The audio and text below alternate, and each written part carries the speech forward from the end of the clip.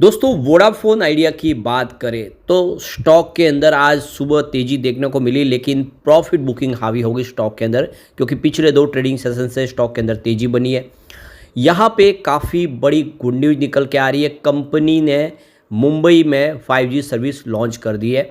साथ में company star link के साथ में बातचीत कर रही है पार्टनरशिप करने के लिए, और कंपनी आने वाले समय तेज़ी से अपनी जो जगह छीन गई है उसको वापस प्राप्त करने की कोशिश करी है।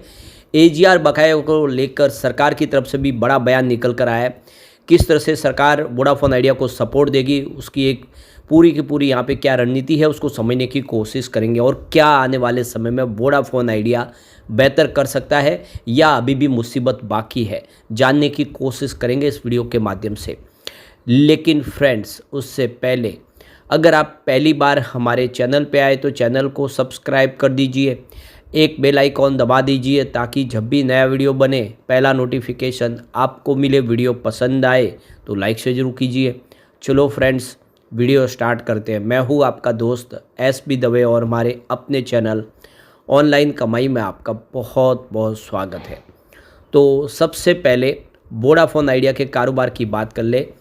7.29 पर इस समय स्टॉक ट्रेड कर रहा है, जहाँ पे 2.02% की गिरावट देखने को मिल रही है। लेकिन इंट्राडे में अगर आप देखेंगे तो सुबह लगभग 2-3% की तेज़ी थी, अब वो वहाँ से आ गई है प्रॉफिट बुकिंग।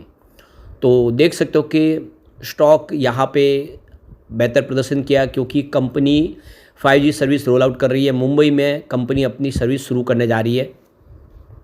वोडाफोन आइडिया का शेयर पिछले एक महीने में 10% गिरा है, और पिछले एक ईयर टू डेट के हिसाब से 8% की इसमें गिरावट हुई है।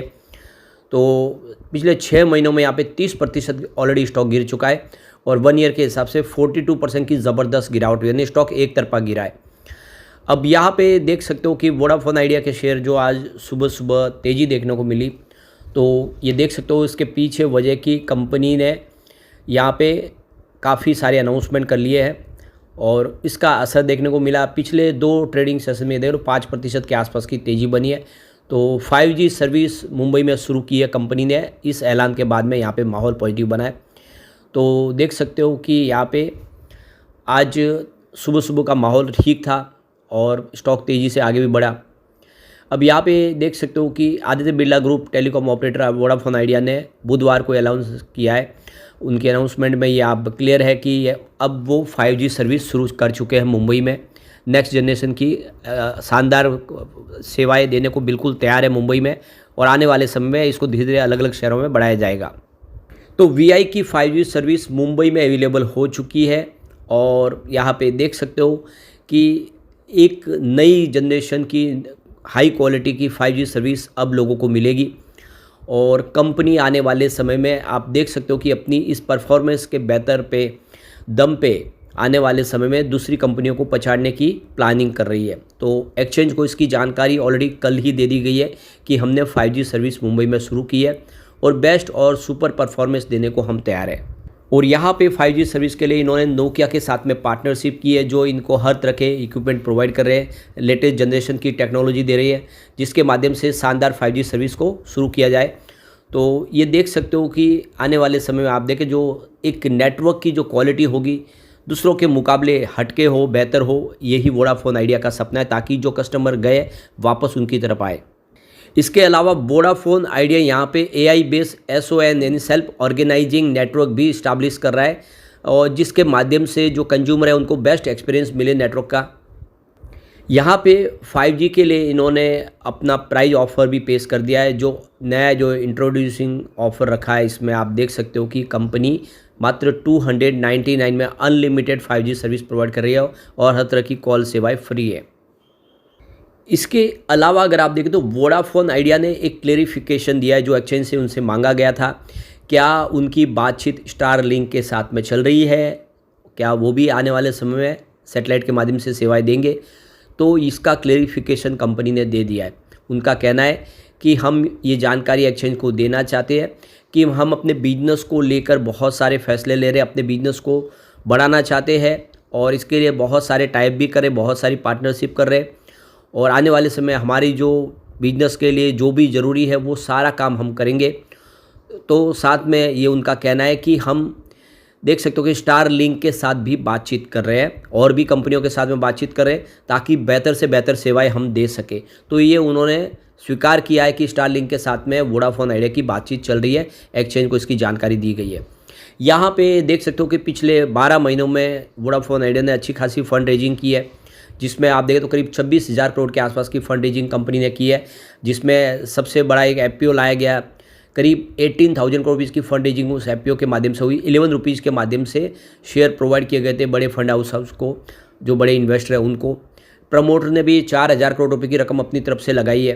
तो इस तरह से देख सकते हो कि लगातार निवेश को बढ़ाया जा रहा है और आने वाले समय प्लानिंग है कि 50,000 से लेकर 55,000 करोड़ तक का निवेश आने वाले 3 सालों में किया जाएगा।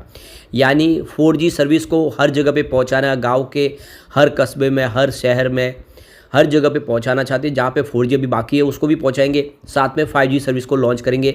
तो एक एक करके जहां पे मुंबई में शुरुआत हुई है, दूसरे और जो बड़े मेट्रो सिटीज़ है वहाँ पे 5G सर्विस पहले दी जाएगी, उसके बाद में छोटे छोटे कस्बों में भी 5G सर्विस शुरू की जाएगी। वोडाफोन आइडिया का प्लान है। तो यहाँ पे देखो कि वित्तीय दिक्कतों से जूझ रही वोडाफोन आइडिया ने स्टार लिंक और वन वेब जैसी सैटेलाइट कम्युनिकेशन कंपनियों से बातचीत शुरू की है। ये बातचीत ऐसी जगहों पर टेलीकॉम सर्विस देने के लिए हो रही है जहाँ टेलीकॉम इंफ्रा लगाना और फाइबर बिछाना आसान नहीं है। तो मनी कंट्रोल से बातचीत में चीफ टेक्नोलॉजी ऑफिसर यानी CTO जगबीर सिंह ने कहा है कि सिर्फ स्टार लिंक ही नहीं बल्कि 2-3 और भी सेटकॉम प्लेयर से बातचीत हो रही है। अब आगे क्या होगा ये कंपनी की रणनीति के हिसाब से तय होगा। उनका बयान ऐसे समय में है जब वोडाफोन आइडिया की तरफ से अपनी सबसे बड़ी प्रतिद्वंदी कंपनियां भारतीय एयरटेल और रिलायंस जियो ने एलन मस्क की कंपनी देख सकते हो कि स्पेसएक्स से स्टार लिंक की high speed satellite internet service Bharat में लाने के लिए साझेदारी कर ली है, पार्टनरशिप कर ली है। तो अब आप देख सकते हो कि वोडाफोन आइडिया भी इसी स्ट्रेटेजी के साथ आगे बढ़ रहे हैं। वोडाफोन आइडिया के CTO के मुताबिक एक रणनीति तो यह है कि टेलीकॉम सर्विस की पहुंच अब तक दूर दराज के इलाकों में सर्विसेज को मुहैया कराना चाहते हैं, चाहे वो फिक्स वायरलेस हो या फिर मोबाइल हो। उनका कहना है कि ऐसे इलाकों में सैटेलाइट सही रास्ता है। दूसरी रणनीति यह है कि जिन गाँव और छोटे टाउन में टेलीकॉम सर्विस लाना महंगा है वह फिक्स वायरलेस ब्रॉडबैंड मुहैया कराया जाए। वोडाफोन आइडिया का कहना है कि फिलहाल कंपनी की रणनीति में फिक्स वायरलेस नहीं है। तो ऐसे में चर्चा की इस बात पर हो रही है कि किस रेशियो में सर्विस शुरू करना सही रहेगा। अभी फ़िलहाल की बात करें तो वोडाफोन आइडिया मुंबई, दिल्ली, बेंगलोर जैसे शहरों में 5G सर्विस शुरू करने के लिए ऑपरेशन अपनी शुरू कर रही है। मुंबई शुरू हो चुका है और 5G फिक्स वायरलेस सर्विस के लिए परीक्षण भी कर रही है। CTO ने कहा कि अभी परीक्षण चल रहा है और बिजनेस केस देखे जा रहे हैं, लेकिन कोई फैसला नहीं हुआ है। उन्होंने कहा है कि कंपनी रिटेल और इंटरप्राइजेस यूजर्स की तरफ से मांग के हिसाब से 5G के FWA लॉन्च प्लान पर फैसला कर सकती है। अब यहाँ पे वोडाफोन आइडिया को लेकर टेलीकॉम मिनिस्ट्री की तरफ से मंत्री ज्योतिरादित्य सिंधिया ने वोडाफोन आइडिया के 4G और 5G विस्तार की योजना पर भरोसा जताया। उन्होंने कहा है कि भारत सरकार में टेलीकॉम सेक्टर में हेल्दी कंपटीशन बनाए रखना चाहती है।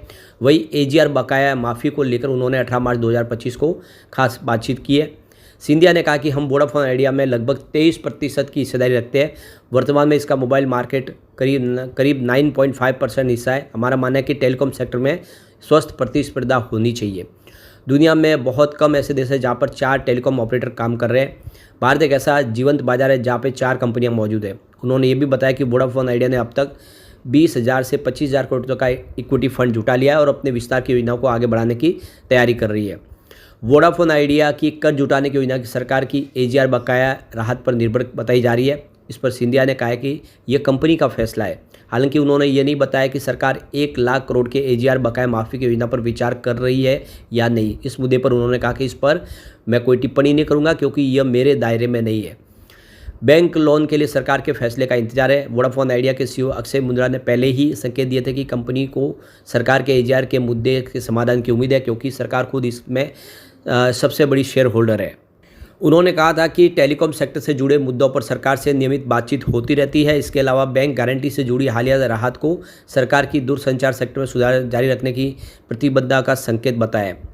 तो CA देख सकते हो कि अक्षय मुंद्रा ने कहा है कि वोडाफोन आइडिया ने बैंकों से कर्ज पर चर्चा दोबारा शुरू कर दी है। हालांकि बैंकों का कहना है कि जब तक AGR बकाया को लेकर सरकार की अंतिम स्थिति स्पष्ट नहीं होती तब तक वे लोन को लेकर कोई अंतिम फैसला नहीं लेंगे। अगर सरकार AGR बकाया माफ़ करती है तो वोडाफोन आइडिया को भारी राहत मिलेगी। इससे 5G विस्तार पर ध्यान केंद्रित कर पाएगी और अपनी वित्तीय स्थिति को मजबूत कर सकेगी। अगर सरकार राहत नहीं देती है तो कंपनी के लिए कर्ज जुटाना मुश्किल हो जाएगा। फिलहाल सरकार वोडाफोन आइडिया के विस्तार को लेकर आश्वस्त दिख रही है, लेकिन AGR बकाया पर अंतिम फैसला अभी लटका हुआ है। ये देखना होगा सरकार क्या करती है। लेकिन फ्रेंड्स, कोई भी इन्वेस्टमेंट करने से पहले अपने फाइनेंशियल एडवाइजर से एडवाइस ले ले या अपना खुद का रिसर्च करें, क्योंकि हमारे वीडियो आपके एजुकेशनल पर्पज़ के लिए ही बनाए। वीडियो पसंद आए तो लाइक से जरूर कीजिए और चैनल को सब्सक्राइब कर दीजिए। Thank you friends.